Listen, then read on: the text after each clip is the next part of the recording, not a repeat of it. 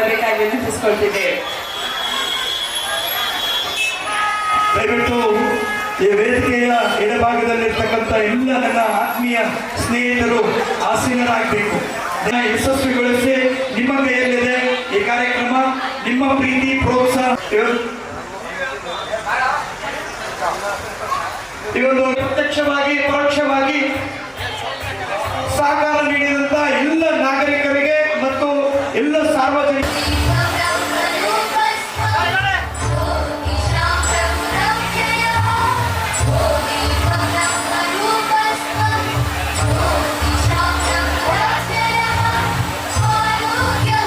ಧನ್ಯವಾದಗಳು.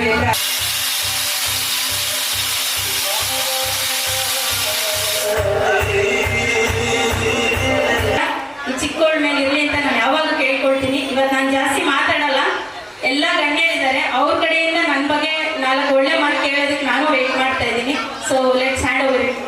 ಮನೆ ಮೊದಲ ಪಾಠಶಾಲೆಗೆ ಜನನಿ ತಾನೇ ಮೊದಲ ಗುರು ಅಂತ ಹೇಳ್ತೀವಿ.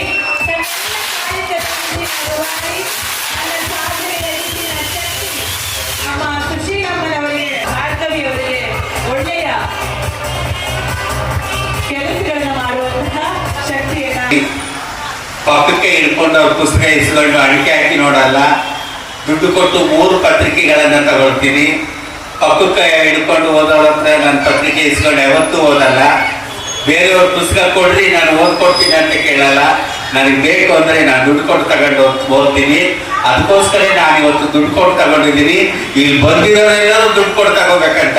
ಪದ್ಮಶ್ರೀ ಮಂಜಮ್ಮ ದುಡ್ಡು ಕೊಟ್ಟು ಪುಸ್ತಕ ತಗೊಂಡಿದ್ದಾರೆ ಅಂದ್ರೆ ಎಲ್ಲರೂ ದುಡ್ಡು ಕೊಟ್ಟು ತಗೊಳ್ತಾರೆ ಅಂತ ನಾನು ಇವತ್ತು ಆ ದುಡ್ಡನ್ನ ಕೊಟ್ಟು ಆ ಪುಸ್ತಕವನ್ನ ಖರೀದಿ ಮಾಡುವುದರ ಮುಖಾಂತರ ಈ ಒಂದು ಪುಸ್ತಕದ ಲೋಕಾರ್ಪಣೆಯನ್ನ ಮಾಡಿದ್ದೀವಿ ನಾವೆಲ್ಲರೂ ಸೇರಿ ಅಂತ ಹೇಳೋದಕ್ಕೆ ತುಂಬಾ ಖುಷಿ ಆಗ್ತಾ ಇದೆ.